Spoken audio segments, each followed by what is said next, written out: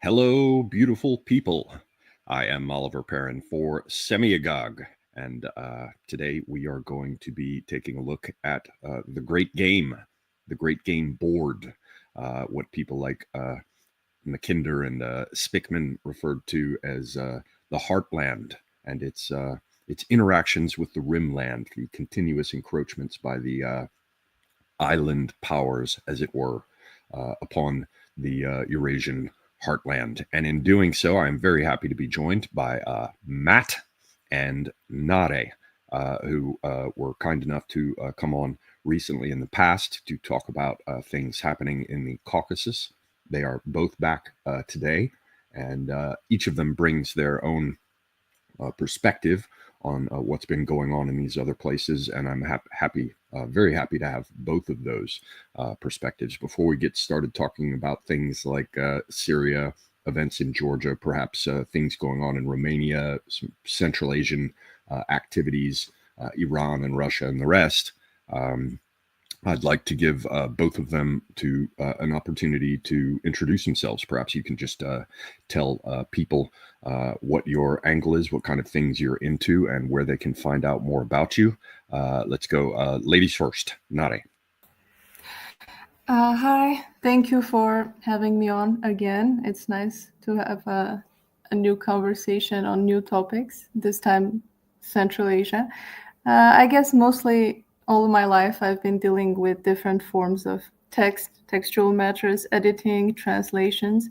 So the interest in geopolitics is kind of a new thing, mainly the last 3 to 4 years as Armenia started dealing with its own regime change consequences. So yeah, that has been Artsakh has been the first point of interest, and then it expanded a little bit. And yeah, I guess mainly I'm on Twitter. Yeah, thanks. Matt? Hi. I'm Matt. You can find me on Twitter, where I have the handle @FragmentShore, and I also have a Substack, which is called Dogmatic Slumbers, where I write about politics and geopolitics and some cultural issues, because sometimes we need a bit more higher issues to help us out in this world of geopolitics and things like that. But great to be here. Yeah, great to have both of you. There are links to your X accounts, I believe, in the description below. I follow both of these people, so listeners, consider doing so as well. And as Matt said, he has a Substack, which I also follow.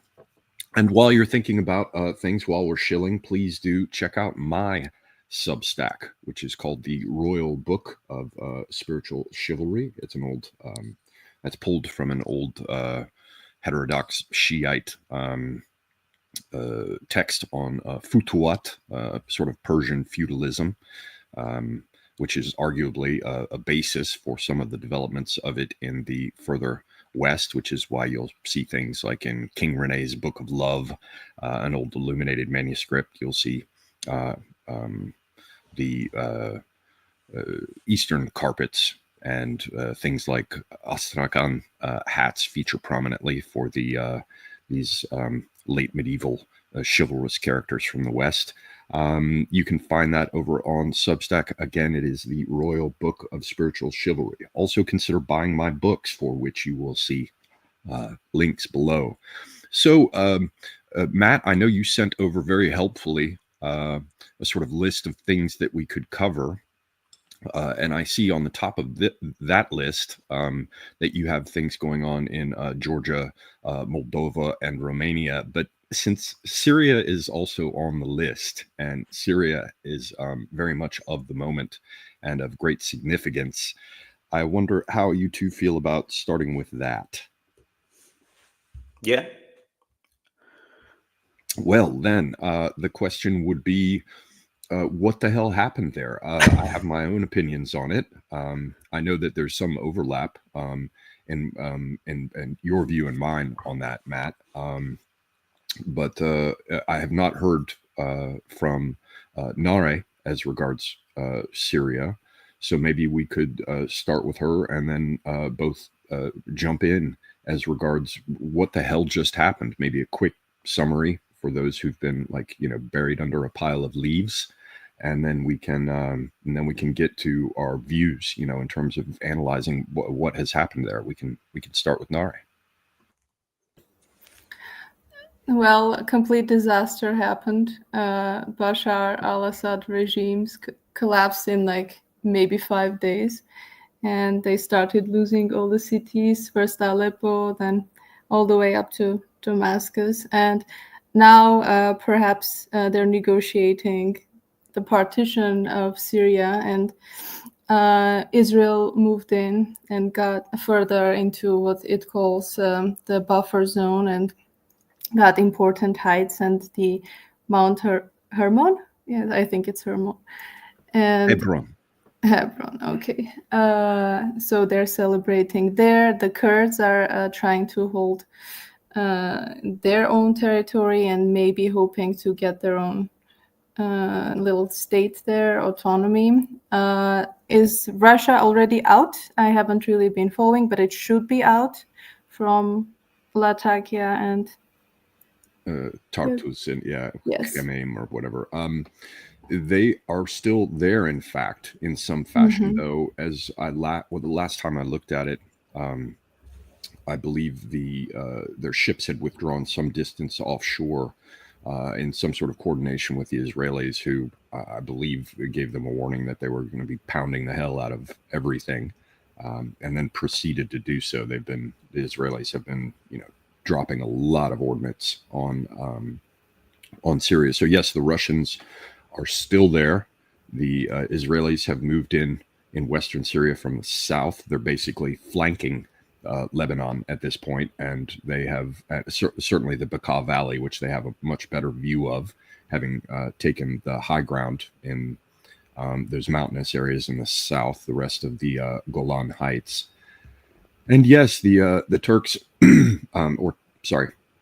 Turkish-backed forces, whether we're talking about the SNA or HTS, or however we can best distinguish these various groups that seem in this on this side of things to be Turkish proxies. They've taken over much of the country, and in the far or the eastern parts of the country, particularly the northeast. Excuse me, I have a problem with an allergy, apparently. The Kurds, who are backed by the United States and who control the wheat and the main wheat and energy producing regions, as everyone knows, they're still in place. One of my big questions, and perhaps Matt can answer this as well as sharing his other thoughts, is whether or not the way it's been reported, whether or not it's true that the Turkish-backed forces really are full-on fighting with the Kurds. I understand they've withdrawn east of the river there. I believe that's the Euphrates. They've been pushed out of Manbij, but I've still not really seen to my satisfaction whether or not there's serious fighting or whether or not the Kurds simply withdrew to the eastern side of the river. What are your thoughts, Matt? Yeah, as I understand it, there are quite significant Turkish forces now inside Syria itself, in addition, obviously, to the HTS forces that we've seen. So probably the estimates that I've seen, I think, caveats on everything that's going on here, we don't know, and we need to interpret what everyone is saying, but that the HTS forces were something like 20 to 25,000, and that actual Turkish forces now inside Syria are something like 16 to 18,000. So there is stuff going on. They have pushed, they have taken back or taken Manbij and pushed the Kurdish forces back. And there's going to be more stuff going on. I just wanted to maybe draw a bit of a line to what the narratives are behind it. So in the West, we get the narrative that Russia has taken a massive loss here, that they failed to prop up their proxy regime in Assad, and that the evil, torturous Assad regime was brittle, thin, and disappeared in basically a week to 10 days. There's also quite a consistent line coming out if you follow the sort of people who you might call the Judge Nap set. The people who I would say feed back a different narrative, but we might say broadly one that the Russia is happy to run in the West. So Yeah, it's like everyone from the Alistair Durand down Crook. onwards, exactly. And there's been some interesting crossover here recently, but they're running a consistent line that, well, basically Russia and Iran both really tried to get Assad on side and to back up, but over the last few years, he's just been more interested in increasing ties with the UAE and moving from a position backed from the Russian-Iranian axis to one that's more similar to the other Arab states. There's also a third narrative, I think, which isn't really run by anyone, but I suspect is more accurate as to what actually went on. If you just draw back the broad curtains from what happened, there was a ceasefire announced between Israel and Hezbollah. B, the next day, HTS started exploding out of Idlib and advancing. It took Aleppo within 2 days and then started down the main corridor that, if you look at any map of Syria that you will see, you go down and the major towns on that are Hama and then Homs before you get to Damascus. By the time you get to Homs, you effectively cut out the link to the Russian bases on the coast in Tartus and so on. There was, I said earlier, the estimate of the HTS forces was something like 20 to 25,000. When you have to remember that the Syrian Arab army, the Assad forces, were meant to be something like 170,000. Now, we know that there have been problems with the economy of Syria. We know that army pay has basically been cut by about 90%. It's like 10% of what it used to be, and there are problems there. But it doesn't stack up to me. I think it's clear that the army was told to stand down at almost all cases. They made no attempt to hold on to Aleppo.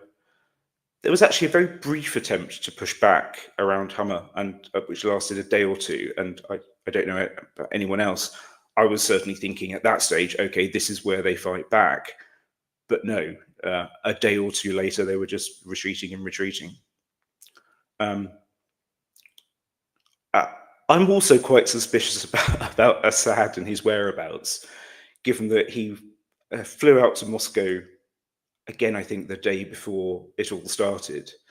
And there was reported to return to Syria, but I haven't actually seen any firm evidence that he was there at all. I sort of suspect he never went back, although I have no proof for that.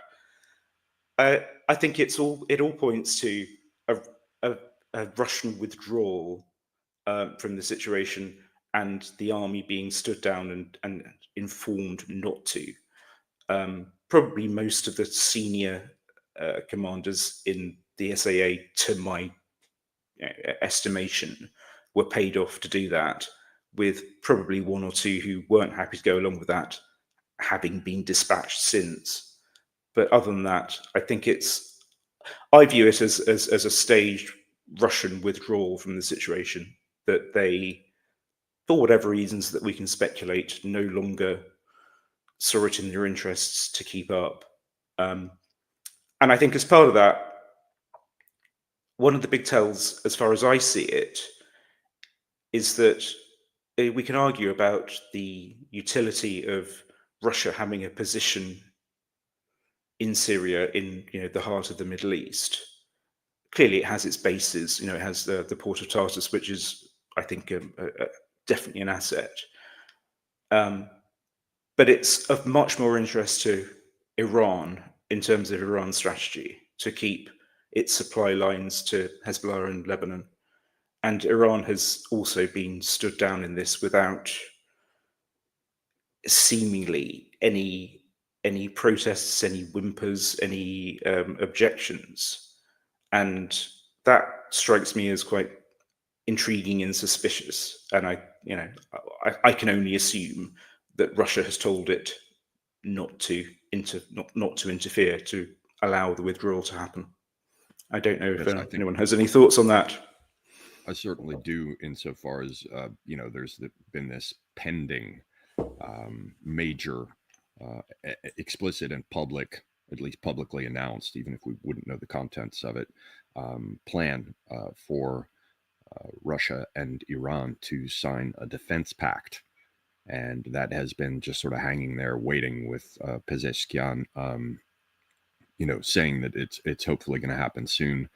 We do know that Russia has brought things in, or it seems reasonable, it seems accurate, and it's been reported as true that Russia has brought radar systems in, and may even have brought in further air defense materials and assets and things for the Iranians in their ongoing conflict with Israel. So for this all to happen while Iran and Russia are talking about signing some more formal agreement.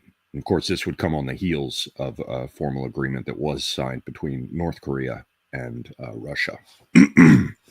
That tends to make me think that, yes, there might be something going on there, as I've speculated elsewhere. If Russia were to sign some sort of defense pact with Iran, one of the major concerns that Russia would have would be the international Zionist project, the Zionist elites around the world who have quite a bit of influence and money to throw around, and Israel itself, because if the relationship between Iran and Russia were to be solid and, as they like to say, sustainable, you would not, from a Russian perspective, want to have a major question mark about whether or not all hell was going to break loose between Iran and Israel in such a fashion that Russia would be drawn in when it wouldn't want to be, when, for example, it is still trying to finish its operations in Ukraine. So that tends to make me think there may well be something to what you're talking about there, Matt. There's also the idea of creating vacuums, on a Go board when a number of pieces have been surrounded. They're contained, but you can also create a vacuum, so to speak, strategically by just pulling out very quickly. It literally creates suction. And as I observed in a comic tweet, vacuums suck. That being a double entendre in the sense that they'll pull you in and it won't be good for you to be there. And now we have a situation where Turkey, Israel, and U.S.-backed forces are going to have to own this situation there. Some of the Syrian forces escaped across the border into Iraq with their equipment intact. I think it was about a division of them. And though Israel's been bombing the hell out of everything, we don't really know where the Syrian army went. We know that when Iraq fell, the army just seemed to disappear and then reformed in different ways, unofficially, creating all sorts of problems. So it seems like Syria now is going to be an expense borne by the West, and countries like Russia and Iran and Iraq as well, and others, could presumably sit on the border and simply stir the pot and create problems through asymmetric warfare that will increase the cost and the embarrassment that Western forces might suffer there. But any further thoughts on all of this from either of you?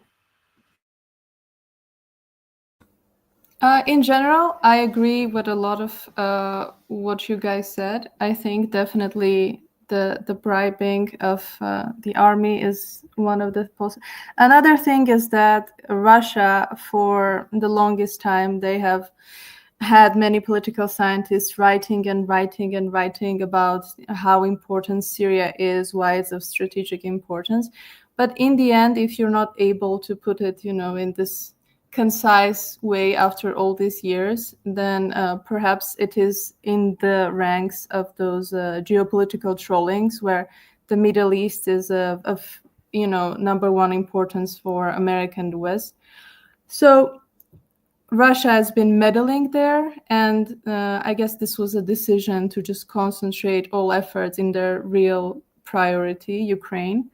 And the possibility of having these ports serve as Lebanon when they're facing the British sort of like base, right? The Turkish base, it wasn't really worth it, the investments.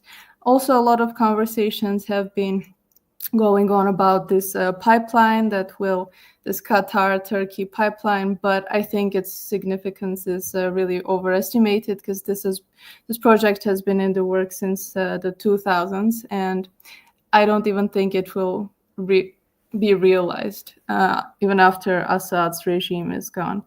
But I think that Israel is a big winner, and Iran is either a loser, or this Pezeshkian government, the reformists, have agreed to this. Maybe the possibility of having a targeted anti-Israel sort of unified front of Iraq, Iran, Lebanon, Syria is not viable anymore.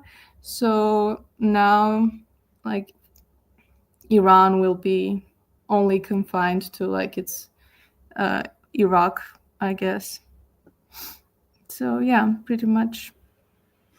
I think there's one other or two other things I wanted to throw in that I did not think about. One is that, as other people have pointed out, well, I myself pointed out that we've got, hopefully everyone can see this map. Russia did negotiate for the installation of a naval base and refueling station and all the rest in Sudan. And shortly after, if I'm remembering correctly, shortly after those arrangements were made, major war broke out in Sudan. And of course, this whole area of the Sahel, we have seen Russian-backed governments here drive out, for example, the French. And there's the whole possibility of and the Chinese are heavily involved in places like, what's this one right above Mali? Is it Senegal? There's a couple here. Let me see. Yeah, Mauritania, China has good relationships with, and Russia, of course, famously and recently has been sending sort of off the books fighters down to help in places like Niger and Mali. So if they can connect all of these things, you'll have an east-west railroad eventually across North Africa and access to a lot of these resources. It will also act as a kind of wall that cuts off North Africa from sub-Saharan Africa. But anyway, that's, just a quick nod towards some of the things that Russia is involved with in Africa, which is an important world for them to be involved with. And so when we talk about naval and air bases in Syria, it's kind of like a path for them to get there. That's one of the interesting things about one of the aspects of strategic importance about the bases there on the coast in Syria. But they have one negotiated in Sudan. And as other people have pointed out, they have an excellent relationship at present with Algeria. So there's the possibility of making some sort of arrangements with Algeria, which I'm sure would piss the French off quite a bit, and probably make the Algerians laugh, given how much they seem to really dislike the French. But there is also the possibility that's been brought up by others, and I think it's worth bringing up, that there's, particularly if a defense pact is signed, there's no reason for the Russians not to have some sort of base in Iran. So, and by moving through the stands, there could be even an overland connection there, though, of course, I'm just sort of speculating wildly. So while the bases in Syria are important, I guess this is a way of sort of seconding what you were just saying, Naré. They're not absolutely critical. The one way that I would think of them as being more important, and why I think Russia may really be inclined to try to stay there, is because of the East Mediterranean natural gas resources. And what's happening is Israel and Turkey seem to trying to be cutting off this aspect of the coastline here so that they can be the big power players in Eastern Mediterranean gas and energy, which will then go into Europe. Also, Turkey is trying to turn itself into a regional gas hub and a net exporter, and they're well on their way there. So as you can see, a lot of the infrastructure has been built for Turkey to be a hub to deal with its own energy needs and to move it on to Europe. And this little area of coastline right here where Russia is, well, I mean, pipelines come out into the Mediterranean here. The major hub is right in this area near Hatay. And of course, there's northern Cyprus, which was taken by the Turks for a reason. The only other thing I wanted to throw in, and then I'll ask you guys for any final thoughts on this before we move to the next thing. The only other thing I wanted to throw in was that from what we know about this famous phone call that happened between Russia and Turkey, between Putin and Erdogan, just before everything broke out in Syria with Assad's government falling, I haven't seen anything that would rule out the possibility that Putin basically told, at first I thought, well, maybe Erdogan told Putin, hey, I have to move in. I hope we can keep our relationships good, but the Kurds are just too big of an issue and I have to do something, blah, blah, blah. As far as I can tell, it could easily have also been a situation where the Russians called up the Turks and said, hey, we're pulling out. There's going to be a vacuum here. If you want to do something about it, that's fine with us, but we can't tolerate this position anymore. In addition to the business of the Qataris and the idea of a pipeline going across Syria, there is also the idea, which other analysts have brought up, that backing Assad was essentially a sticking point for Russia in its relations with other Middle Eastern countries. And so while they may have lost this former ally in Syria with Assad gone, given that he was an Alawite, there's more likely to be a basis for better relations with countries like Egypt or Saudi Arabia, given that Assad is now out of the picture. Any further thoughts? Yeah, I think it's just worth rounding up again what's probably going on with the Ukraine situation, which, I mean, I suspect most of us sort of who think about these things on our sides now are expecting there to, we're reaching the end game and what will be negotiated probably in the first quarter of next year about that. In terms of that, there have been some quite notable points.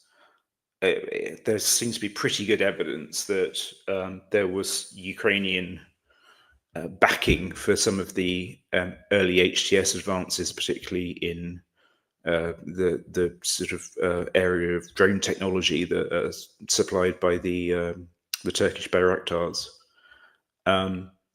And I have seen some people mention, again, caveats about this, I don't know how true it is, that Ukraine was sort of promised some of the weapon stash from the Assad military forces that have been pretty much almost totally destroyed already by Israel, and that they're upset about that essentially they've been double-crossed on that by the West. I don't really see, I agree with Naré entirely in this, that Syria will be in any position to be constructing pipelines across it in the next decade, because it is and will be an absolute vacuum. It's interesting to speculate who's working with who and at what point they double cross each other as well, because if I'm right that it is, essentially a staged Russian withdrawal from it, what they've done is to suck in, their sort of frenemy in Turkey into the situation, along with Israel and along with the US. And I think there's been some cope with people like Dugin coming out and saying, yeah, we've pushed Turkey into a potential quagmire. But there's also some truth in that Turkey's interest will be to neutralize the Kurdish position. There's also some internal politics going on there, in that Erdogan is, I think he's not able to stand for another term as president, and would need some amendments to the constitution so to do. And his best bet to do that is actually the PKK, who he's got in jail in Turkey. So he's actually stretching out some overtures towards the Kurds within Turkey at the moment to look towards doing that. Yes, and they've still got Apo Öcalan out there in the Sea of Marmara. Last I checked, anyway, I haven't looked, and he could be useful. I'm not saying he has much in the way of control or prestige, having been in prison for so long, but he was the leader of the PKK. And there's also, I guess we should also point out, people are talking about the territorial integrity of Syria, like the last time they met for that Astana process just a short time ago. They reaffirmed their commitments to Syria, maintaining its territorial integrity. But the reality is, it was partitioned a long time ago, and given Israeli plans for the region for quite some time, I would have to guess that Syria really is going to be carved up. I find the idea that they will keep its territorial integrity unconvincing. But yeah, that's just another couple thoughts about it. It is amusing to see the overall deterioration of the so-called world order, like being joined in. At first it was, yes, Russia was this big scandalous incursion, this violent aggression. And then suddenly you see just like Israel and Turkey just completely do the same. And it's, okay, so I guess this is now allowed. And you can, one day you could go from Al-Qaeda to, talking to the foreign ministry of UK representatives. Yes, and I mean, as many people have discussed, you've got this guy, Golani or Julani or whatever, who is prescribed as a terrorist, and there's a bounty on his head. And, now we're getting interviews discussing, the diversity, the new pro-diversity attitude of, Salafist and Wahhabi and otherwise conservative militias in Syria. Oh, one other point I wanted to add about the Syrian army just disappearing into nothing. You would imagine that even if people weren't being paid, the Alawites themselves, having been a central minority in the governing coalition, they seem to have the most to lose, given the kind of songs that these so-called rebels sing about, killing Alawites. You would imagine that despite getting very little in the way of pay and the rest, certain forces within the Syrian army would have had to have been more hardcore than the rest, because they have the most to lose. And if you have an estimated, 2 or 3 million Alawites, then there's still got to be, they've got to exist in the tens of thousands to be mobilized, in a fighting age. So the idea that they just disappeared, I don't think that they're gone forever. And we may see some sort of coastal enclave in Russia, on the coast of Syria, guaranteed by Russia. So there's some interesting thoughts there. Now we have the rest of this sort of great game aspect going on with the Black Sea and the coasts. The countries that are on the coast of the Black Sea.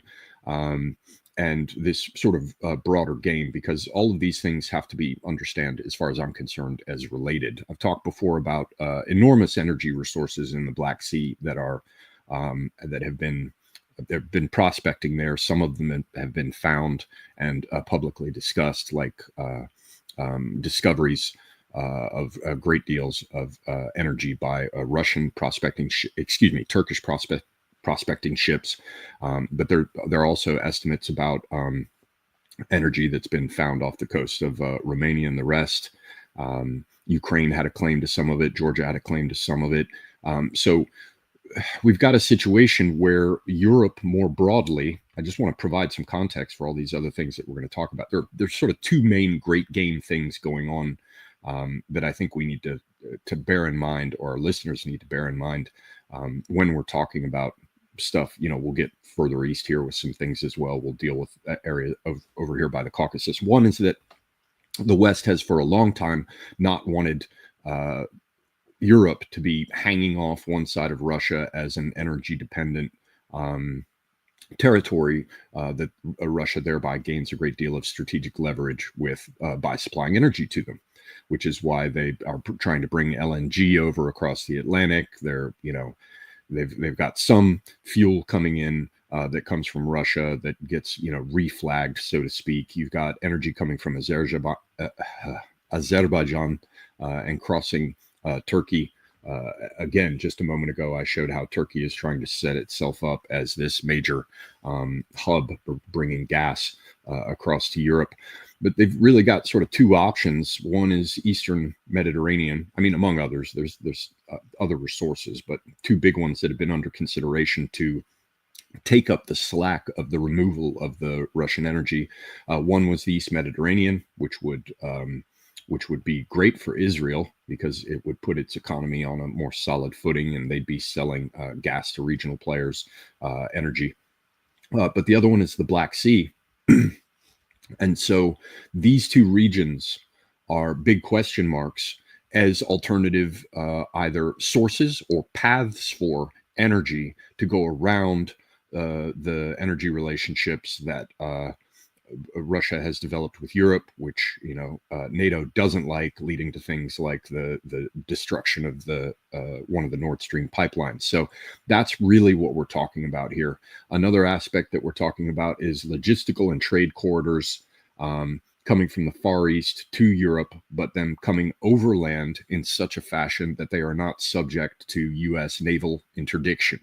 So you've got the energy aspect over here, and these energy aspects, including from Iran, are very important for China because as a massive economy with massive industrial output, China is concerned about energy supplies that they can't be cut off from.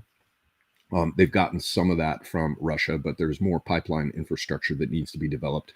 So when we talk about these areas, Azerbaijan, Armenia, Georgia, these are very, very important because if you're going to have an overland corridor, you can conceivably run things through this valley here. I can't remember what the big valley in Georgia is that runs across, that carries the pipelines and the rest. But there's also overland routes through Russia.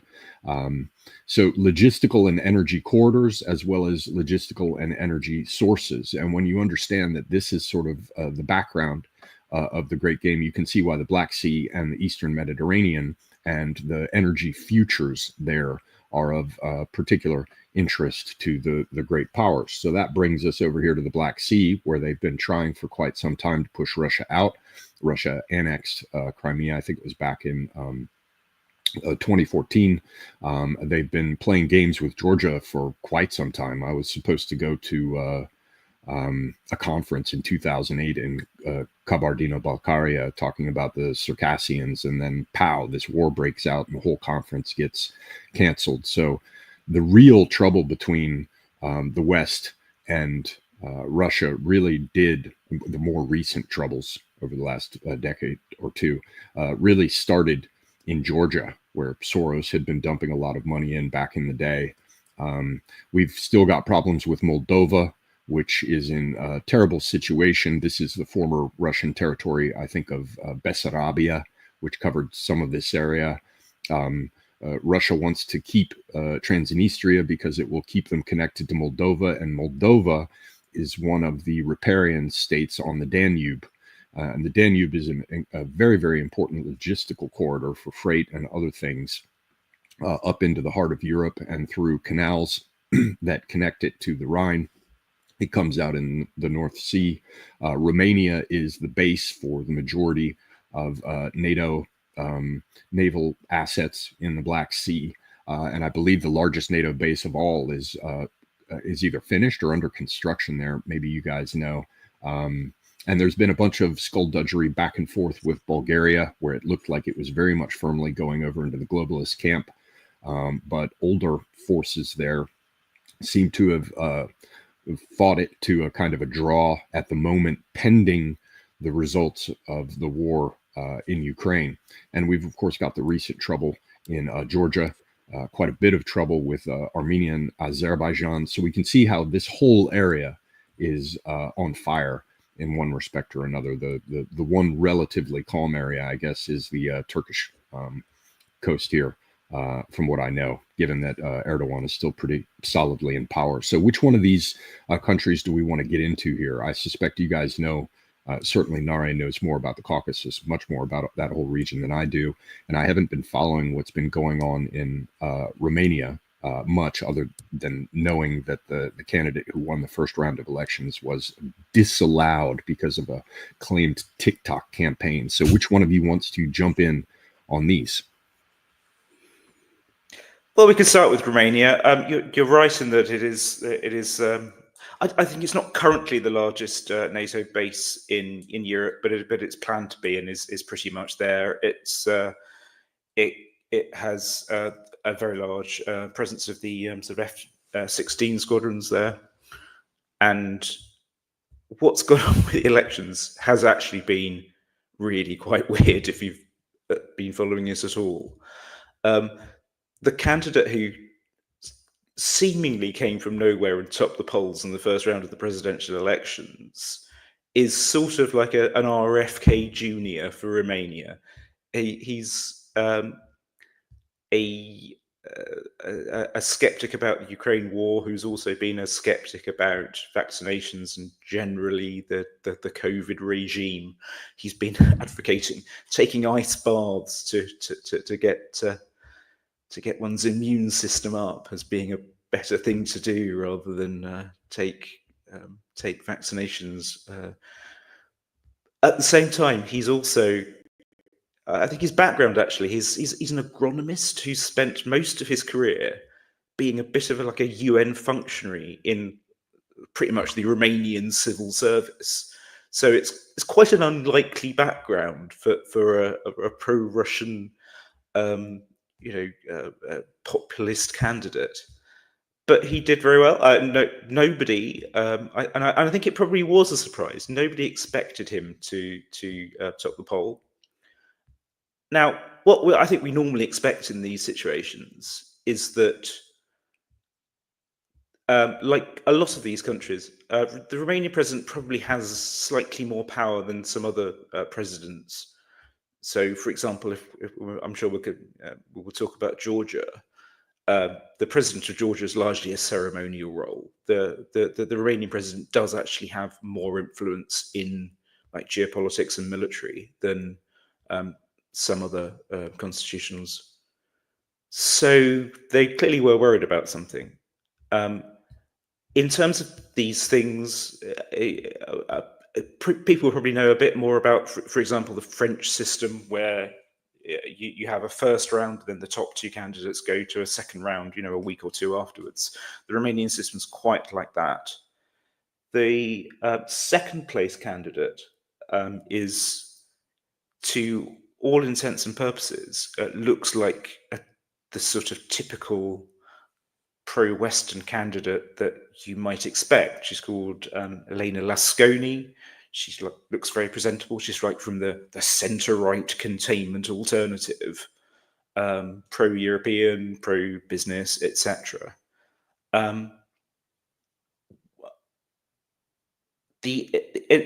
Initially, the Constitutional Court, after the election, like in this like a day or two after, happily ratified it and said, "Okay, proceed to the second round," and then 4 days later came out and annulled it.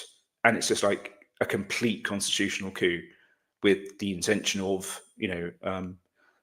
elections probably in about March or so next year. It's a strange play. I mean, I think we've personally moved beyond the days of colour revolutions. In Romania now, it is just the case, quite simply, that a potentially NATO skeptic president coming in was just annulled overnight by judicial fiat, and that's it. You're just going to have to suck it up, Romania. It's one of the greatest illustrations of the fallacies of democracy that I can think of. So, if anyone has any thoughts? Well, a quick one, just that the whole idea, I guess, after World War II, although they'd probably been wanting to do it with World War I with the League of Nations. After World War II, the idea is that you can't take territory by force anymore, which sort of ushered in this whole age, the golden age of color revolutions, of the most brazen hypocrisy and bullshit and manipulation. And I do think that there is some truth to the idea that we are coming to the end of the period, at least it's possible, wherein many or most places the public is so unsophisticated that it's going to continue to buy this. Certainly in the countries that are themselves affected by this, where in each case you're presumably going to have competing parties, and the ones who don't want to see the color revolution succeed are going to be native speakers in the countries in question who will do their best to spread the word about what's happening. And I mean, having seen it in Ukraine, having seen how Yugoslavia was parceled up, having now seen what's going on in Syria, I expect that it's going to be much more difficult to do these things, or perhaps, as suggested, the time for that has passed. Before we move on to Georgia, Naré, is there anything you wanted to say about Romania, or indeed this larger Black Sea picture or context? Well, this just reminded me of the story from Armenia, from the very first elections that we held back in the 90s.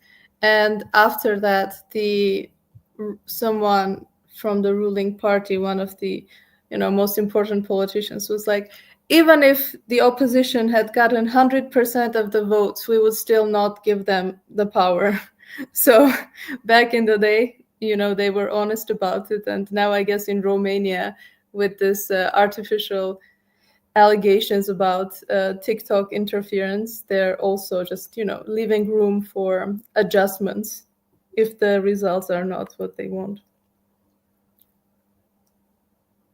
Yeah, and that brings to mind the business that happened with Armenia and Azerbaijan, where all this howling about ethnic cleansing, and then just quietly, more than 100,000 people from Artsakh are driven out. It's another one to add to the list of sort of flagrant, brazen hypocrisy regarding all these claims about the rules-based international order.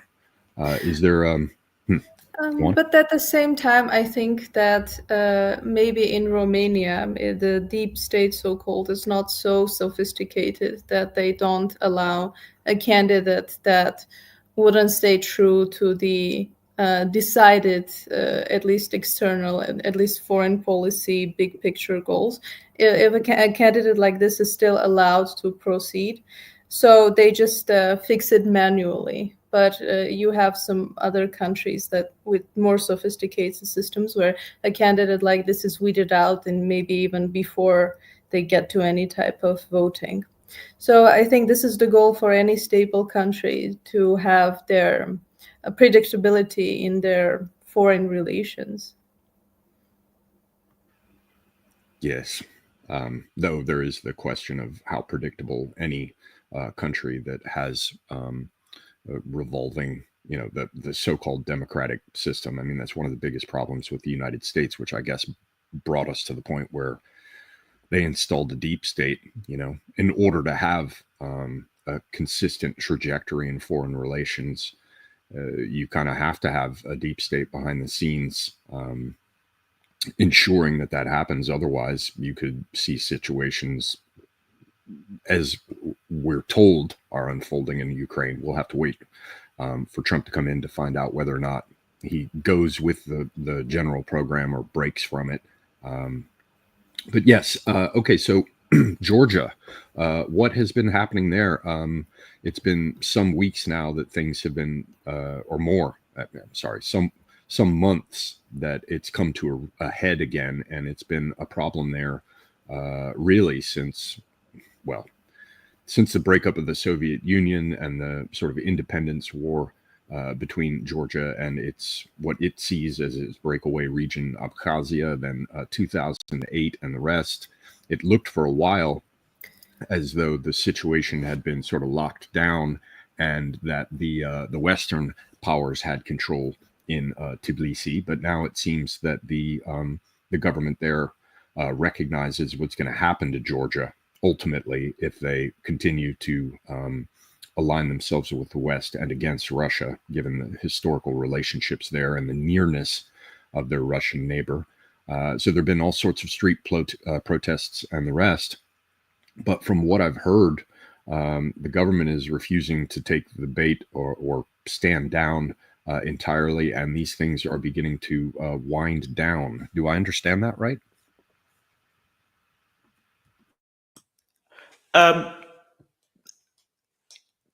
I think there are still protests going on. From what I see, there's now quite a typical approach to protests throughout the day. What happens, and it's taken some time to get there, is that there are attractive pro-Western protesters during the day who can take photographs with signs. There was one I posted earlier on today that I saw with a couple of young people holding signs for Cambridge University and King's College London, I think it was.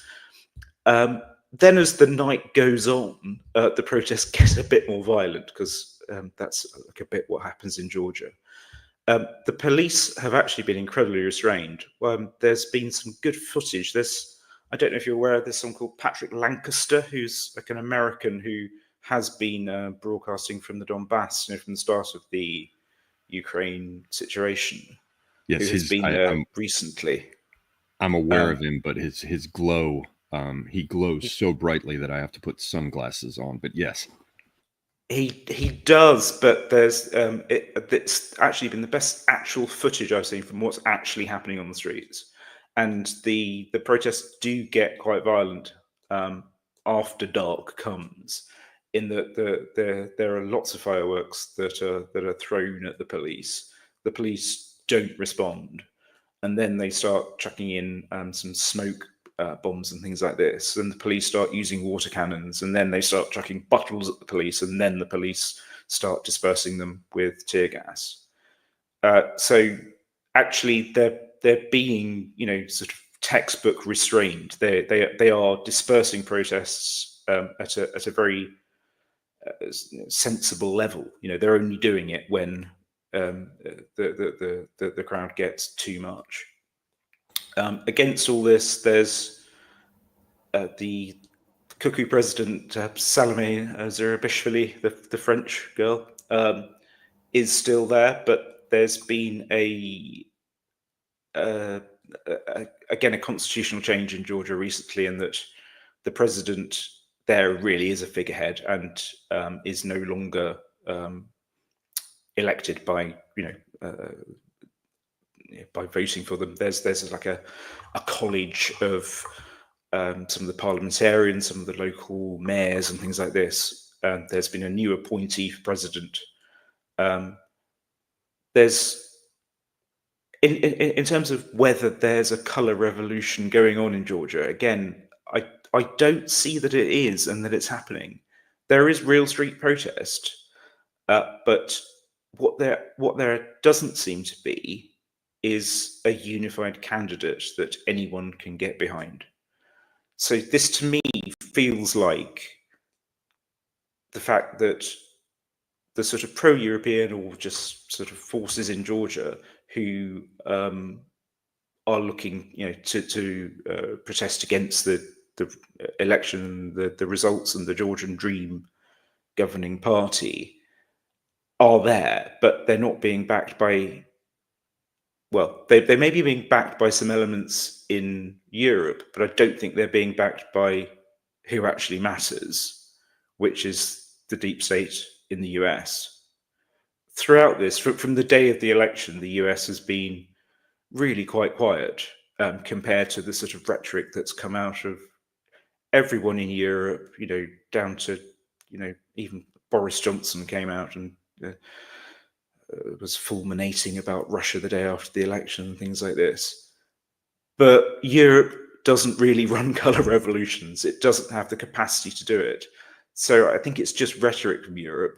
I think if the Georgian government just holds its position and continues applying sensible, say, policing and political management strategies against it, I don't see it's going to go anywhere. I don't know what anyone else thinks about that. Well, I'd be interested certainly to hear what Naré has to say about it, being closer to it. I did hear one other thing to throw in is I've heard the claim made that because of the French ties, and I think the dual citizenship of the president there have been claims made that she's tied to Western intelligence, but I really don't know one way or another. Naré, what are your thoughts on all of this? It's pretty interesting on the subject of dual citizenship, because we also had a president that it turned out he was holding dual citizenship, and this was the ultimate excuse that we used to, or they used to get rid of him, Armen Sarkisyan. He was came in sort of right before Nikol Pashinyan took over power, so I think he was this type of compromise character. He was this rich man who had spent a lot of time in Britain, had a lot of ties there with, elites or whatever. So this is interesting. In this space, there seem to be a lot of dual citizen presidents, which is like against the law, at least in Armenia. Regarding Georgia, it's one of those cases where I think definitely Georgia doesn't yet have a fully formed like deep state that would protect it from potentially any like regime changes, whether they're constitutional or whatever. But this, I think, goes along with what Matt, you were saying about the fact that people are a little bit tired of color revolution styles, especially in Georgia. You can't just do 1,000 of them in a country, and it's one protest after another. Now, of course, there are always citizens born that have not yet shot a firework at a policeman or haven't yet used lasers, and it's fun. But but I think that it's just this particular state, it's like a little bit over color revolutions. Another thing is I was just going to say a very small point. What another one of the tales, I think, is that the lasers that we're seeing being projected on the government building have been in Georgian, and everyone knows that to run a successful color revolution, you run it in English, not the local language, particularly when it's Georgian. Yes, you have to catch the eye of the likes of Bolton if you're gonna make it successful. And then this president that came in, it's one of the best ways to signal to the world that your president is actually doesn't really have any real responsibilities or power, is to just install a famous football player with like a career in Europe and in Russia. This is just a strange nominee, but at least they got rid of Salome, this French plant. But now I think that they have this license, this mandate to remove a lot of this like Western sponsored networks. They should really go ahead and do it. Because now when people are tired every day, I haven't even been following the recent news on Georgia because it just seems like Groundhog Day. Every day it was like fireworks, water cannons dispersing this Rustaveli, and then the next day the same. So I think the news getting repetitive is also another thing that people got tired of. Yes. And I imagine that there's certainly a limit to what the population there wants to put up with. There's just night after night, you just get more and more people whose lives are being affected by this nonsense who don't appreciate it. And as a consequence, the dissatisfaction grows because you're talking about locking down the center of these cities and causing problems for people. making it difficult for them to run their businesses or to sleep at night or the rest. So after a certain period of time, I think there's going to be a hard limit on how much of that people want to put up with. And although I do think that in order to keep these things going, I'm not sure that it's really grassroots, and I'm not sure that the West isn't involved in pushing it, because it's just too important for them in terms of being able to affect these logistical corridors, the energy situation, and the prospects of Russia. Georgia would give them control over those passes going through the Caucasus to the north, beyond the sort of Caucasian fortress wall to the south, on Russia's southern border. So at this point, it sounds like, to summarize, it's all still going on there. It just doesn't seem at present to be moving in the direction where you would expect the Georgian Dream grouping to fall. They seem to still be holding their position fairly effectively. Is that correct? Yeah, I would say that is probably my understanding of the situation. I think they did well with taking away the fireworks that were providing the main scene, because they did these raids of opposition offices, and they found that they were the ones stacking these fireworks. I guess the price was that Georgians will have to spend New Year without fireworks. But it's much better than opening a second front, because I don't think that any Georgians want. It's much better to give Russia the opportunity to, quote unquote, betray Abkhazia and reintegrate it. That's my take. And that's a good thing, actually, that you brought up, is the business with Abkhazia. I follow what's going on there just a bit because of my interest in, Northwest Caucasian groups, Circassians, Abaza, Abkhaz, these people.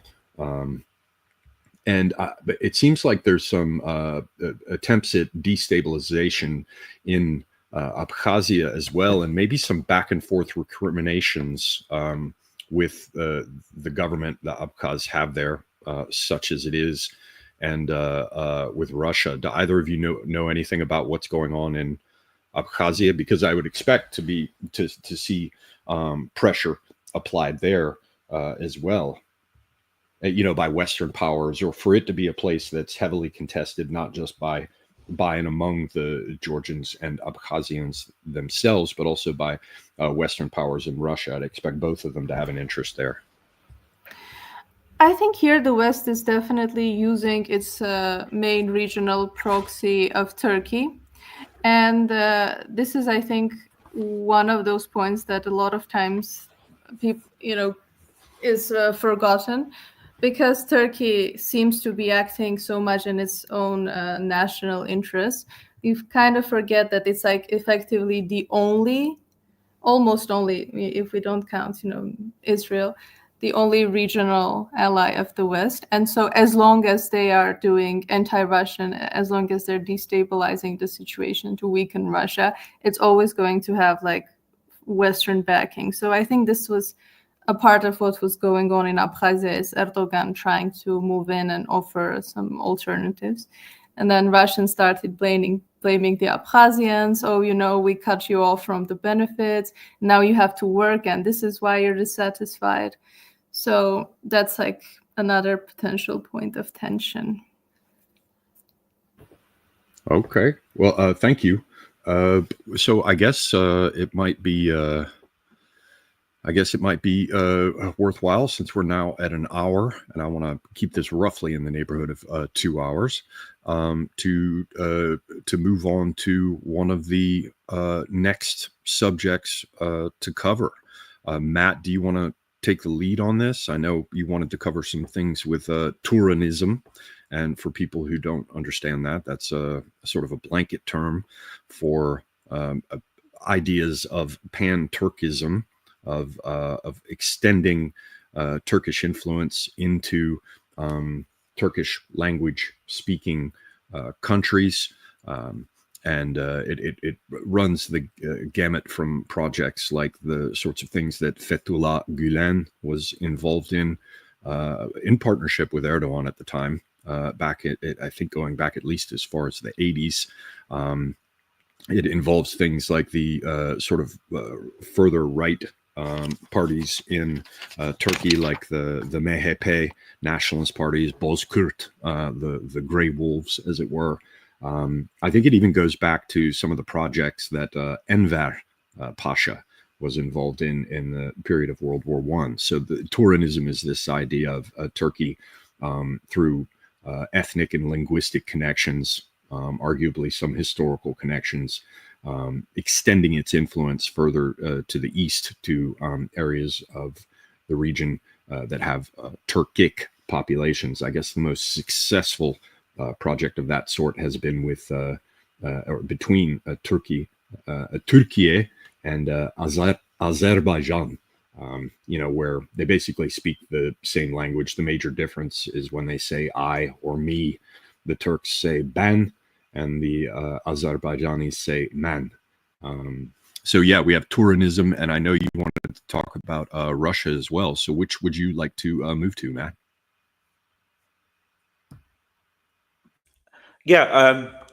So the again, well, let's go from Turkey to Azerbaijan through. I think remember that Turkey and Azerbaijan have this concept that they are one nation in two states. So it's by far the closest of the relationships of the what you might say the Turkic people or Turanism more generally. Clearly, as we look at the map here, they are close and separated by a very important stretch of land known as Armenia.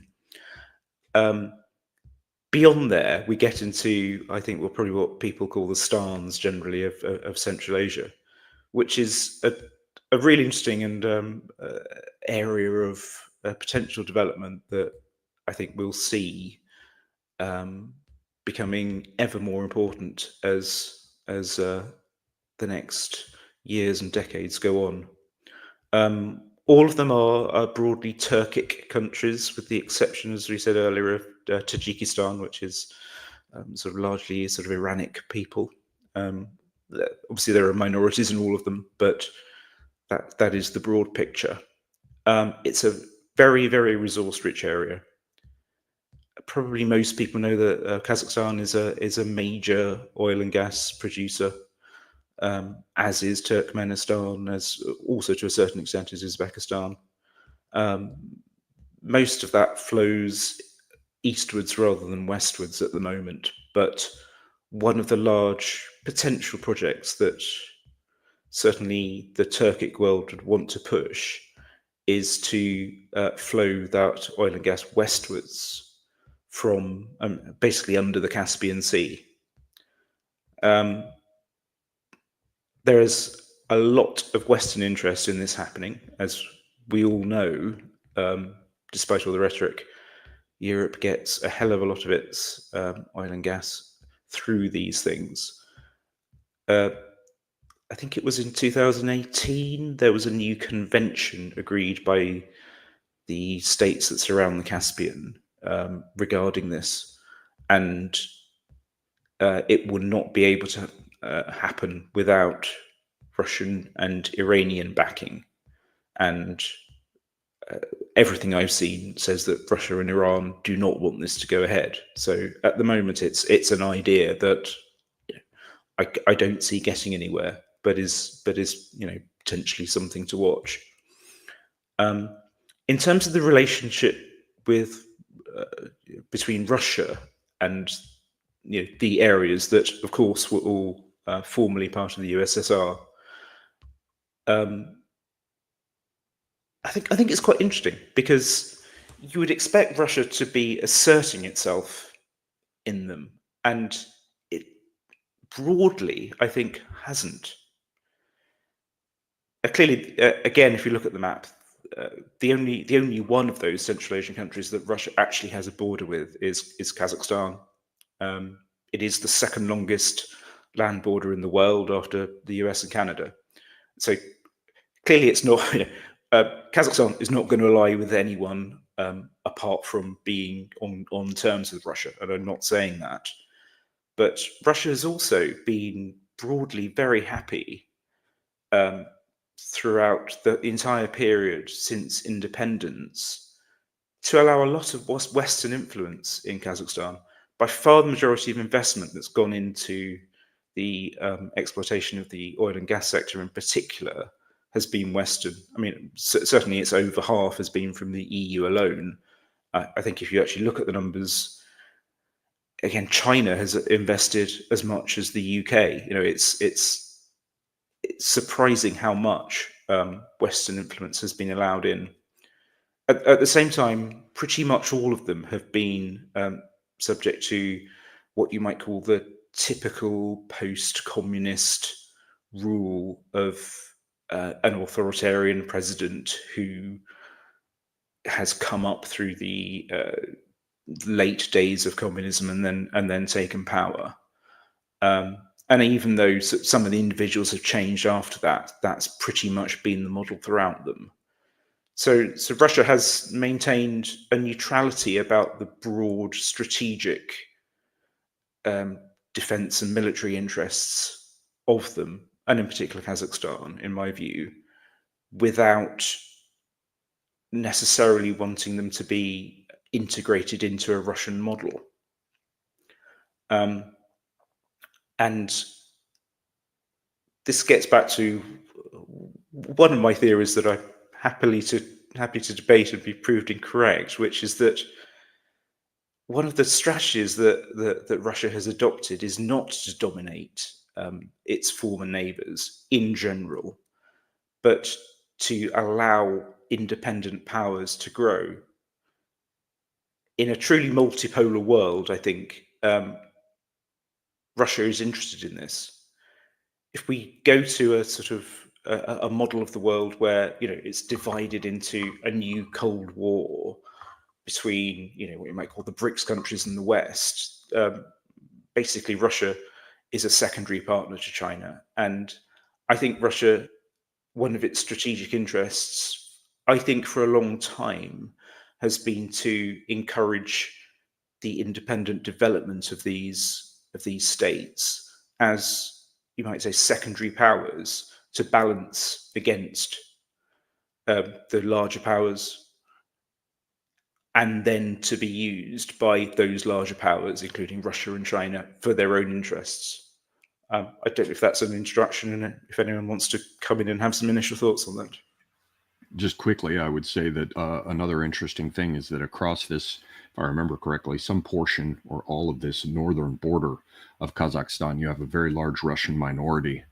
And thus far, though, I think there have been some peeps out of members of the Duma in Russia about that minority and the importance of protecting their interests. Russia itself, you know, formally hasn't gotten involved at all in exploiting that population for purposes of asserting its will in Kazakhstan. Also, I can't remember exactly what was going on, but within the last few years, there was that sort of upheaval in Kazakhstan. And if I remember correctly, Russia did at that time send in forces under the agreements, you know, of the Collective Security Treaty Organization. Just for the record, that is the structure that Russia established. I think it was in 94, but it was the early 90s, early or mid 90s, to sort of maintain relationships among former members of the Soviet Union with a view towards security. In theory, it would be something like NATO, but for former Soviet countries. At present, I believe we have Armenia as a member, although that the reality of that membership at present is very much in question, and its future, I think, is likewise in question. But there's also Belarus. The Europeans have been trying to tear Belarus off of Russia for quite some time now, but it seems as though those aims have been thwarted. There's Kazakhstan, there's Kyrgyzstan, Russia, of course, and Tajikistan. Interestingly, Georgia was once a member and has now left. Azerbaijan was a member and has now left. And then Uzbekistan has been in and out. So that gives you some idea of the existing sort of security arrangements in this framework.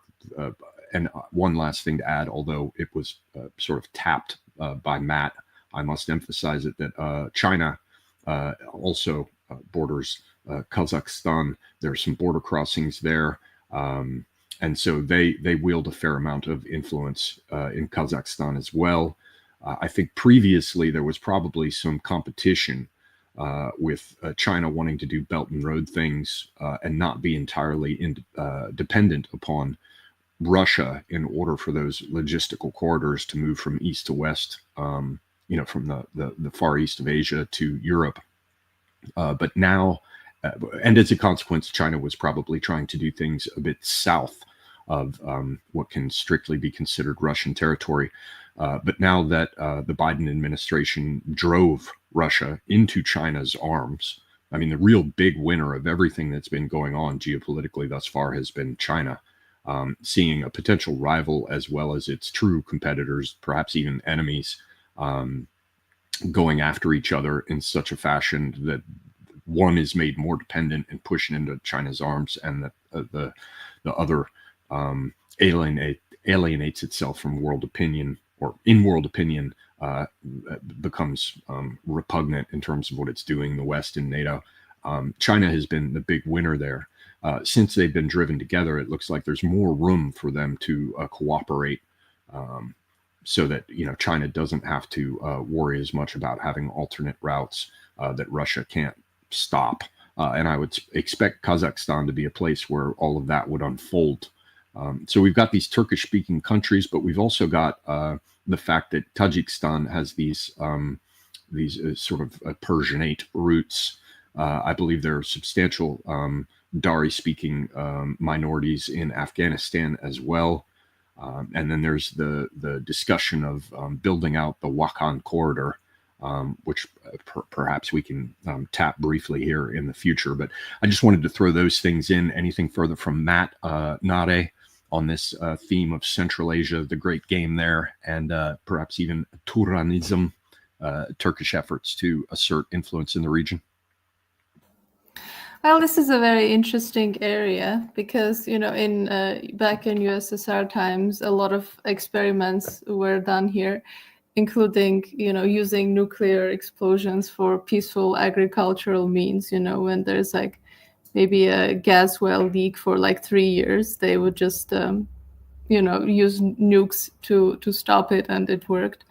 The funky thing about Central Asia is how different the map could look, because initially USSR was going to divide it into these 3 big chunks, but then they sort of redrew the borders, and now we have this messy fractal of a map that around the Fergana Valley, because it is one of the only like livable parts. So having all these like mountains, coldness, steppes, unlivable parts that have very dry and hot, summers and very cold winters, it has made it a great place for gulags and nuclear experimentation. And also the funny thing is also like the conversations around water, because there was the Aralskaya More, the Aral Sea, that was completely dried up because the USSR needed this area to be focusing on their main export good of cotton. And the cotton requires so much water that, and there was this massive project that they conceived of in the 70s of turning back the rivers, the Siberian rivers, because they were going to nowhere, to no economic, like this Arctic Sea, it's not of no use to anyone. And so they wanted to turn back the rivers. That's very interesting. So basically, I mean, this is a very demographically on the rise. Central Asia is really growing fast, and people there, the regimes are very stable. The West calls them authoritarian, but I think this is only because they cooperate so closely with China that they don't like that, and Russia too. But I think that a lot of these countries have been very successful in navigating their independence, especially Kazakhstan, which is the biggest player, and it has so many resources and very, very important ones too. This is why it's such a strategic location. This what is it called? Rare earth metals that are used in maybe electronic cars. All the. Mm-hmm. Yes, rare earth minerals, batteries as well. Yeah. Yes, go on. Mm-hmm. Yeah. So I think that's definitely a part of it, but it's not just that. All these different gas and pipelines, and usually all these loans that China is giving to these countries, even though sometimes they run into these funny stories. For example, in Kazakhstan, the Astana city doesn't have a metro. So for the longest time, they were trying to find someone to finance this. And then it was China, and there was this project. But then in a few years, they're like, okay, we'll finance it. Then they ran out of money. And then China was reluctant to give them more. And so now we have this half-built thing that doesn't work. And the inhabitants of Kazakhstan call it the monument to corruption, which is very funny. So Turkmenistan is one of the closed ones. Nobody knows what's going on there pretty much. Even for Russian citizens, you need to get a visa to get there. And it's one of those countries, the neutrality of which is recognized. But so I don't know if including Turkmenistan in this big Turkish bloc how that is going to work.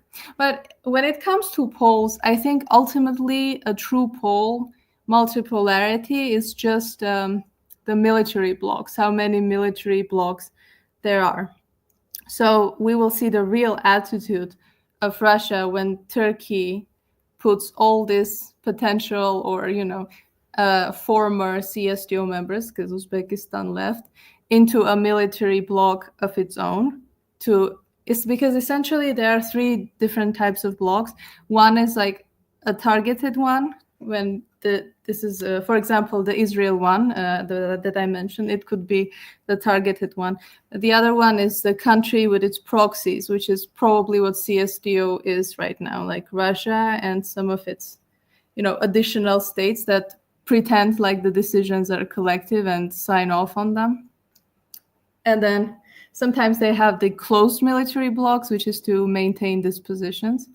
So I don't know if this Turkish bloc will ever manifest, because this is going to be a real test. Like, who is this Turkish bloc going to be facing? Is it just to maintain these positions of its countries? Why should Turkey lead it? Just because it's to the west? Why should Turkmenistan be, facing Turkey's enemies? Why should Turkmenistan, for example, be in Syria? These are all questions that I think all these stans need to answer for themselves. Tajikistan is, mostly Iranian influence, but it's so far off. The map is not letting, I guess, any significant influence, even though there is big, cultural, essentially they're of the same culture and language, but the map does not allow it to manifest. So I think the bigger picture is that there used to be this Silk Road, right, going through it. And then for China and everything, all this land powers, they realized that when you prefer the sea routes to land routes, then the sea powers will control them. And maybe now we're going back to those times when they prefer to create this land infrastructure, land trains, land agreements between themselves. And now it's really the time where before, with the sea emphasis, the Central Asia was a little bit cut off from technology and from, innovation before it was conquered by the Russian Empire. But now it's really time to be back in a big way. Yeah, I think there's definitely something to that. And over the years, I have paid attention to the Wakhan corridor, which, just so people understand, is this little spit of land that I think was the result of map drawing to separate British-controlled dominions from Russian ones back in the days of the Great Game, properly speaking. Though, of course, the game continues. And this corridor has always been interesting to me. The Chinese, I think, are doing joint patrols with the Taliban, and the Chinese also have sort of quietly, some sort of sub-Rosa military base that they've put up in Tajikistan in order to monitor this border area. And apparently, the Taliban government in Afghanistan wants to create this overland route through the Wakhan corridor into China, so that they can have an overland route. Much of what they're doing in terms of sending things further west and south from China involves Pakistan and getting things through the road, the Belt and Road infrastructure that the Chinese have helped the Pakistanis to develop. But if they can run a road through this corridor, then they can make their way into Afghanistan, and then ultimately make their way overland via Afghanistan to Iran, which has good relationships with China. But the last I've heard, there have been some peeps about how, the Afghans are developing the road in this area. I think they put in something like 40 kilometers of it. Of course, it is a rough country in large part, but the road is the route here, an overland route, is still a good distance from being completed. So we don't see that yet really coming into being. It would be very interesting too if they can get an overland route like that, because Afghanistan is rough country. It's far from the coast and interdiction by these naval powers. And if they can run through Iran, then you get the possibility of continuing further westward. And that brings us back to the game of trying to block these overland routes for logistics and energy flow, both because you could have things heading westward into Europe, and the Western powers would want to control these points of access, like the Levantine coast, or ports on the in the eastern Black Sea area. So I think all of these things are well worth considering. A couple of other things are the interesting aspect of how Uzbekistan is trying to peel themselves off of Russia, having left the CSTO. If I remember correctly, there was also some Soviet industry in Uzbekistan. I think it was also a major cotton growing region. Cotton came up earlier when Naré was talking about it. So these are things that I've been interested in and have been following for some time. But the overland routes, other than ones through Kazakhstan and Russia, still seem to be waiting, in terms of land routes across here. What else would you like to add, Matt or Nade, on this? Well, I would say in terms of energy, the other area that's very interesting from the Central Asian countries generally is uranium. Kazakhstan is currently the largest producer of uranium in the world. It's sort of 3 times as much as the next country, which is Canada, in terms of current levels of production. Now that is processed in Russia, but then substantially sent to the West. We talked earlier on a bit about the energy situation and the Russian position in Africa, and potentially sort of blocking the route across the Sahel, which is relevant because actually there are oil and gas pipelines that are very substantial supplies to Europe. But of course, also we have the case of Niger, which traditionally obviously has been a French interest and colony, and has basically lost that over the last 2 or 3 years, sort of overnight. There's been a very big charm offensive between Macron and Kazakhstan, and a large part of that will be to secure uranium supplies. There are also reports of some very, very major finds in some of the other smaller countries. Particularly, actually, of interest to me anyway, is Tajikistan, which is by far the poorest of the countries of the former Soviet Union. We're talking about a really sort of backward place that was mired in a very serious, probably the most serious civil war after 91 and the breakdown of everything. There are reports, and again, take it with a pinch of salt because they're going to talk it up, but that some fines in Tajikistan could account for something like 14% of the way these things are reckoned is proven or provable resources of uranium, which is huge. That will make them the second largest in terms of uranium reserves, not production, in the world after Australia. That would, transform potentially, one of the poorest countries in the world, and certainly a key strategic position and sector here in Central Asia into being, untold riches. Now, I don't know how far off this is to being exploited. But you can be certain that I think particularly China in this instance will be very interested in aiding the development of that.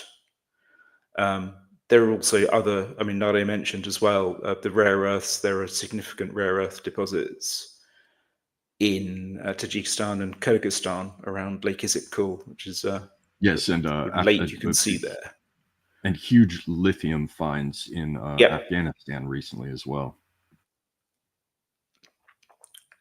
So in terms of resources, it's an there is a sense in which we all know about the sort of oil and gas from Kazakhstan and Turkmenistan and things, and that's great, and they have got rich and powerful on it in relative terms for the area, but the less developed countries there are going to be the seat of a lot of competition coming up. Yes, and perhaps as a transition over to Russia, unless Naré has anything to add, and I'll give her a moment to do so if she wishes to in just a moment. There is also this business of what has happened here in the Sahel with France being driven out of a number of its possessions or, satrapies that it has managed from Europe for quite some time here in North Africa. There's Mali, there's Burkina Faso, there's Niger, and I believe there's maybe it's Guinea-Bissau or Gambia, I can't remember, but they've been really hammered in terms of their interests, which have to do with their nuclear power, of course, with uranium, minerals, finances, all these things by Russia. Or by countries that are being directly assisted by Russia. So I think Russia has made a conscious decision to say, all right, Macron, if you want to play games, well, va te faire foutre.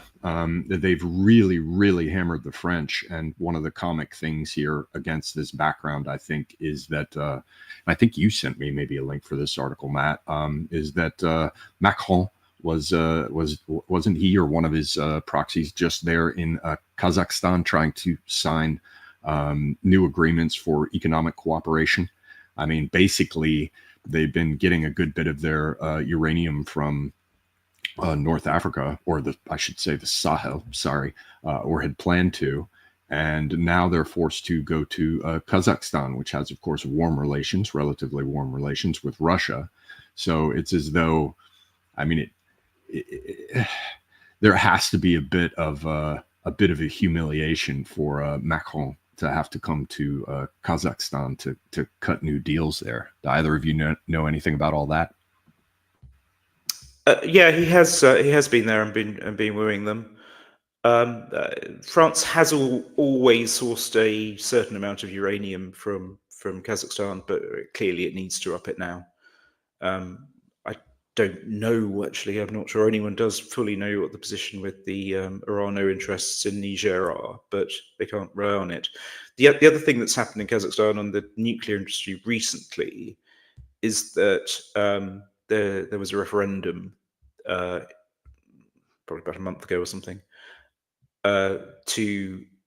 for Kazakhstan itself to construct a or many nuclear power stations, because obviously it's got these resources but hasn't actually had any reactors based there, and that passed. And there's going to be a competition coming up basically between the Russian and French state companies, Rosatom and Orano, to compete for constructing that. I don't know whether China is interested in that, but France certainly is trying to. Sorry, Naré. China is also interested. It's one of the choices. I think recently Rosatom sold some of its shares in Kazakhstan to a Chinese company. But yeah, another option is, I think, South Korea, which recently was the choice for lithium mine in Kazakhstan. But the interesting thing is that Uzbekistan definitely has decided that it does want to have this nuclear plants, 6 of them, and they are definitely going to be managed by Rosatom. So Russia won that bid there. And in terms of Russian influence on Kazakhstan, there's this running joke in the Russophone circles. They're like, yeah, every time we sign a new agreement with Kazakhstan, Togayev will go to the media and say that, Crimea is not Russian, and how much they don't recognize, and how much the sanctions, they're not going to help Russia bypass the sanctions. So, which makes sense, because he owes Russia for preserving its regime. That's a big factor too.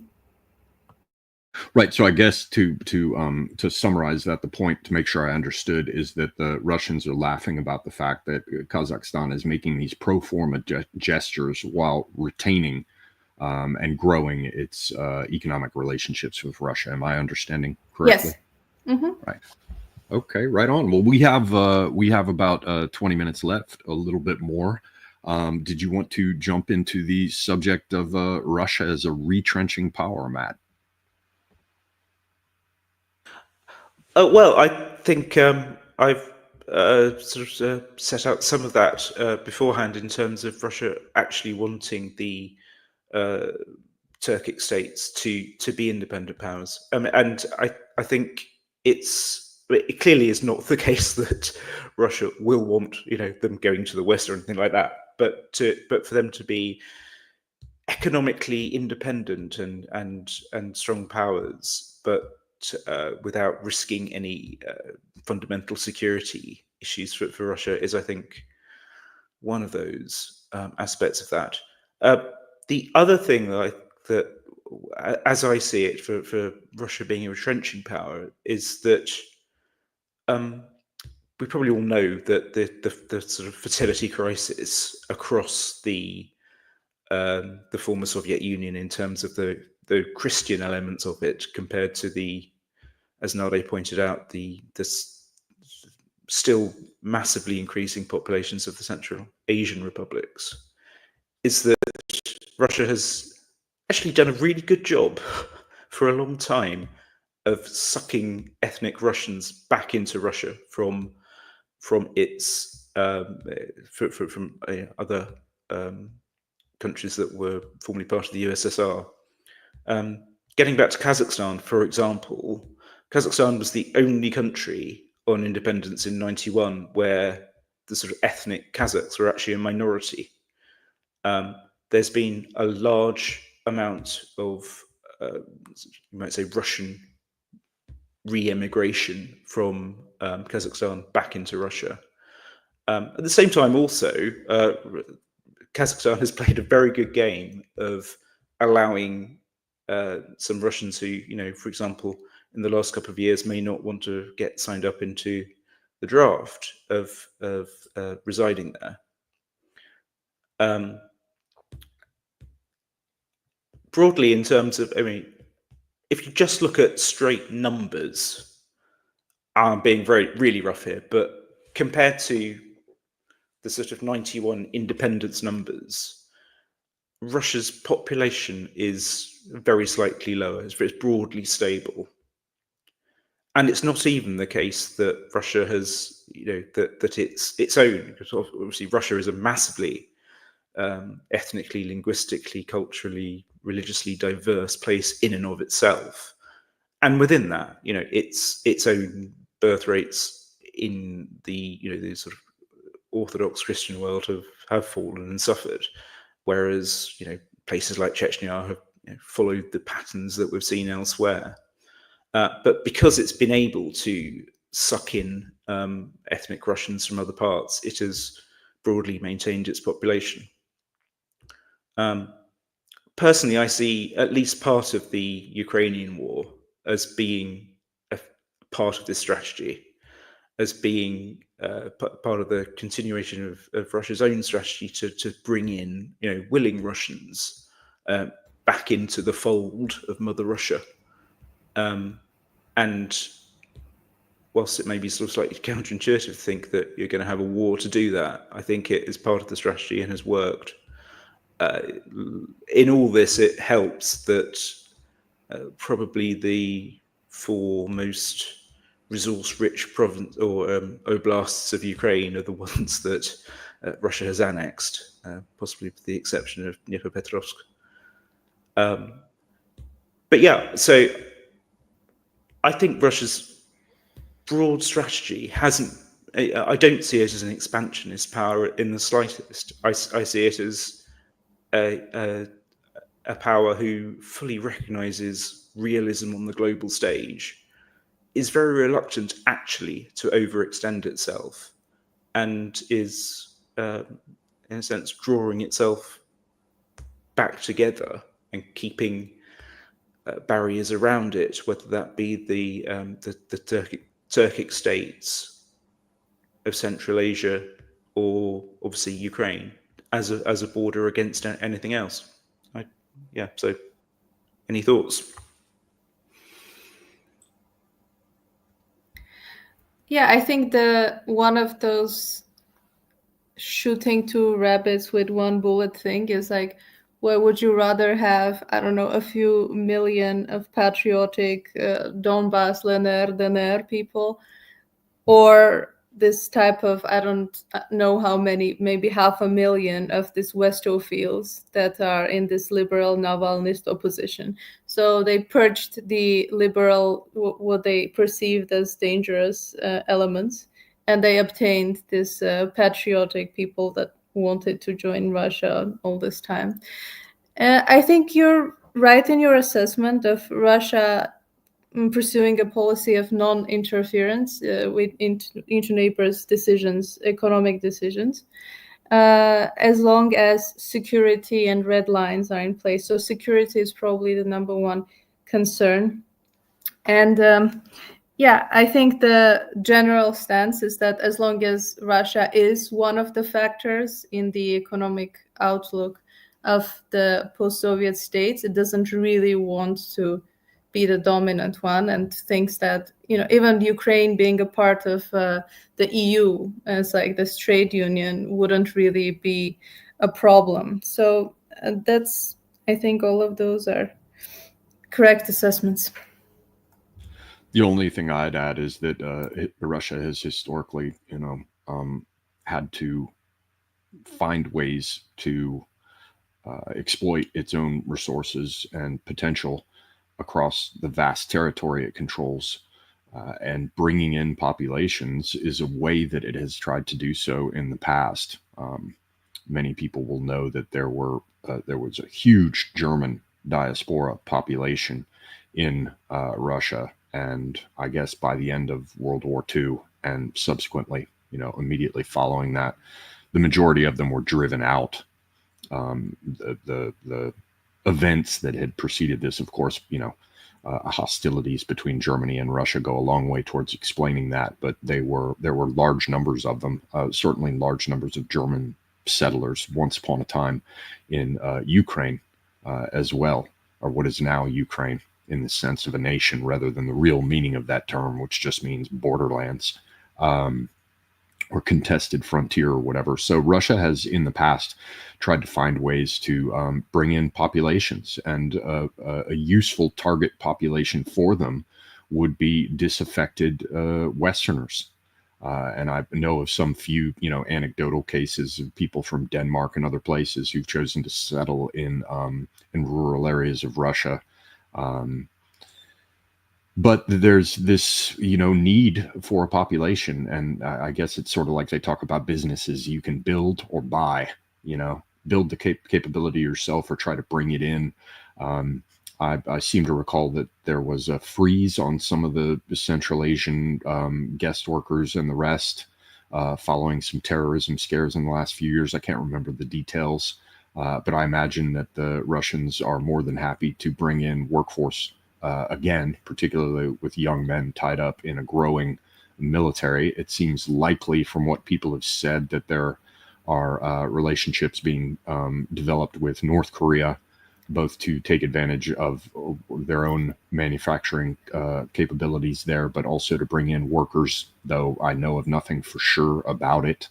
But Russia does need people in order to make everything there work, and their replacement rates still are not where they would need to be for that. So I would expect in future to see Russia taking steps to work something out with populations, although if I had to guess, they would be more interested in things like, temporary visas and guest worker arrangements for people who eventually go home, rather than having themselves swamped with people coming across their borders, particularly from countries with higher birth rates.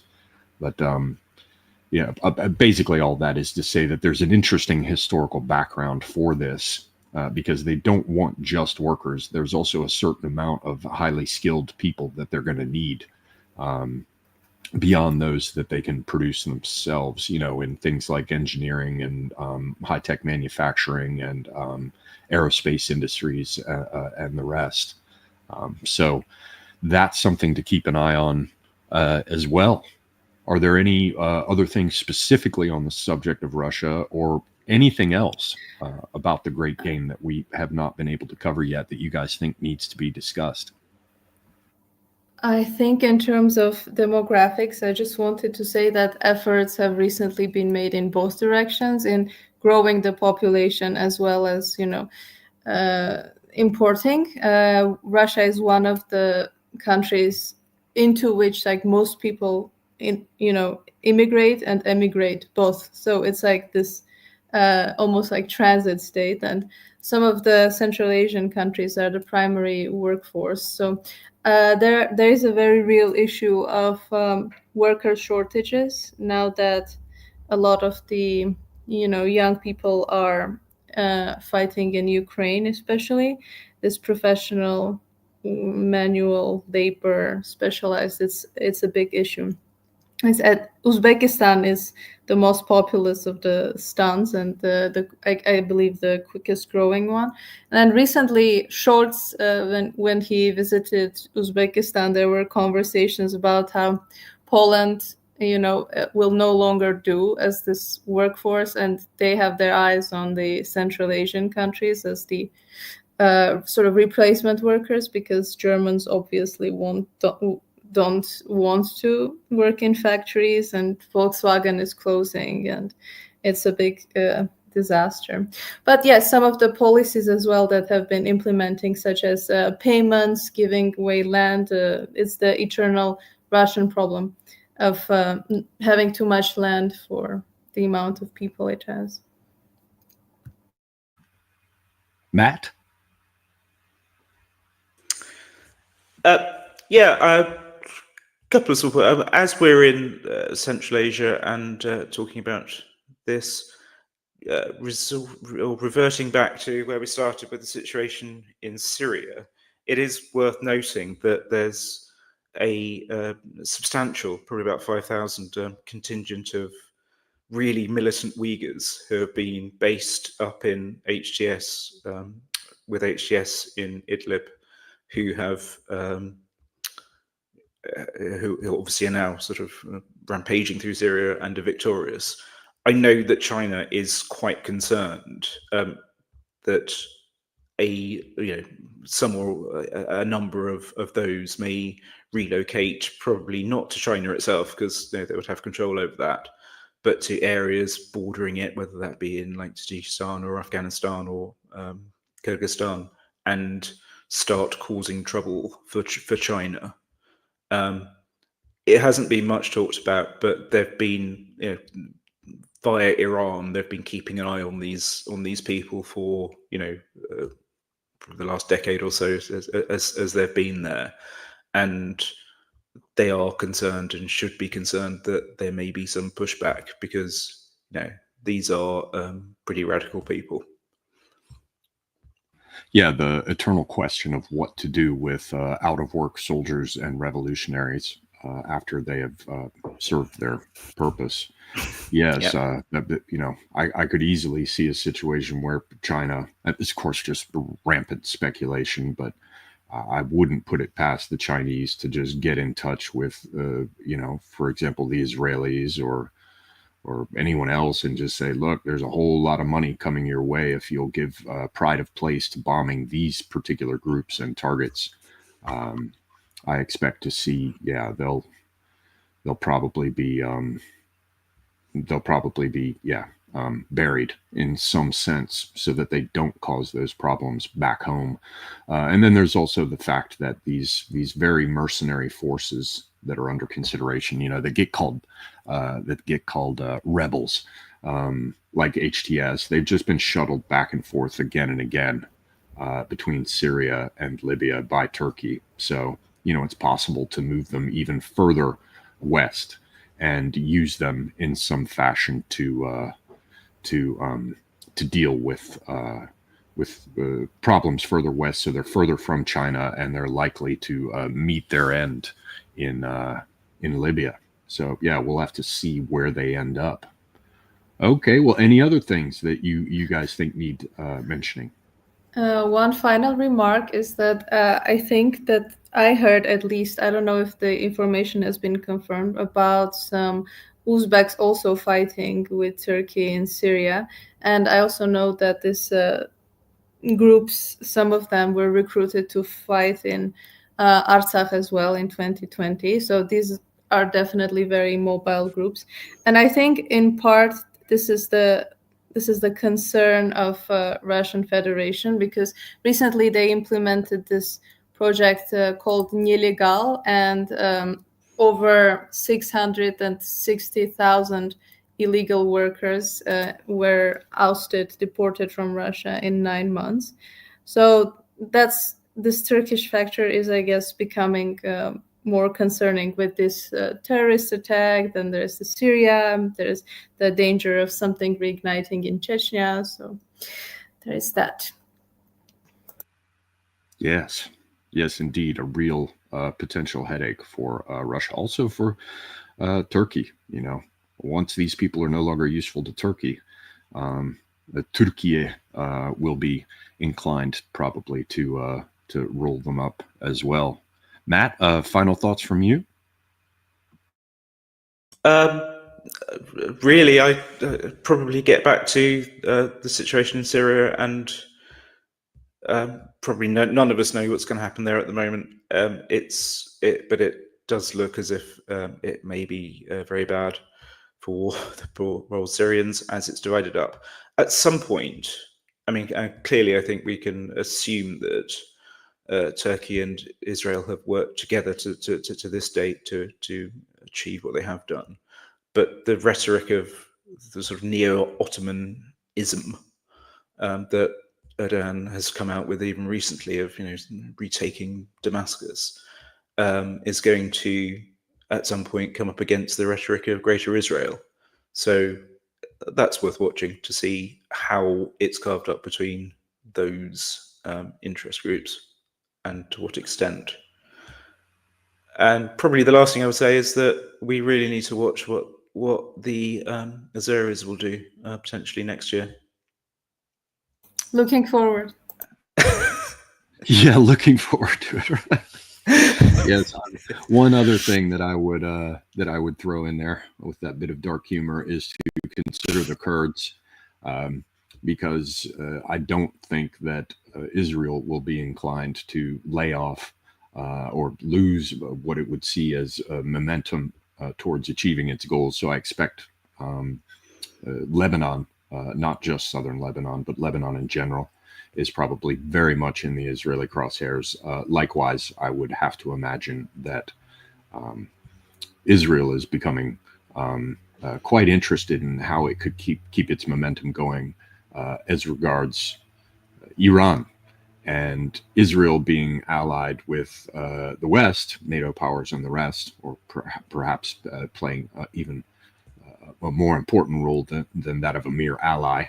And even ally I put into quotes, since Israel has no formal alliances with the United States. They just receive, for the most part, endless military and financial support without providing much in the other direction. But because they are allied with the West in some fashion, they can make suggestions and recommendations to the very groups that have established what is a de facto Kurdistan in the northeast of Syria. And as people will know, the way that the map was drawn by Sykes-Picot back in the day, you've got Kurds in all sorts of areas of these countries. Of course, they run all the way up into the Caucasus itself. I'm sure you have Kurdish populations in many of the Caucasian countries, Cis-Caucasian, Trans-Caucasian, what have you. But notably, there are huge amounts of them in Syria and in Turkey and in Iraq and in Iran. And so I will be keeping an eye on what happens with the Turkish-backed forces dealing with the Kurdish forces, because there are things I can imagine that could be done with Kurdish forces in northeastern Syria that would cause repercussions and ripples, and could be used, for example, to attempt to destabilize Iran. The big problem is that the Kurds are groups of clans, and different clans, depending on where they're located, have different relationships with the governments there. You know, I think it's the Barzanis and the Talibanis. In Iraq, you know, there's the PKK, YPG, Maoist groups in Syria. I'm not sure what the relationship is between the Kurds of Iran and the central government. I'd have to do a good bit more research there, but I think it could be very interesting to look at in the future. Perhaps that's a discussion that we could have in future after I've done some research, and perhaps you guys have too. But that's something to think about in the future. Please, Matt and Naré, quickly tell people again who might not have been here at the beginning where they can find your stuff, and mention any upcoming projects you have, if there are any. Yeah, you can follow me on Twitter. My handle is @FragmentShore. It's a Wasteland reference. And sign up to my Substack, which is called Dogmatic Slumbers. Naré? Okay, so Sorakanton is actually my Twitter. So yeah, let's be friends. Thanks. Right. On that bright and enthusiastic note, I want to thank both of you. Thanks very much for coming in. These are subjects, and all this geopolitical stuff is something of great interest to me. But you know, the people who like to dig into the granular detail or have knowledge, you know, on the ground of things that are happening, for example, in the Caucasus, it's the people are few and far between, at least that are willing to talk to me. So thank you both very much. Thank you all. Particularly channel supporters and the rest. I see Simon JJ in the house. Thank you very much for coming in and for your channel support. Thanks to the guests. Thanks to the listeners. Until next time, I am Semiagog, and I am out.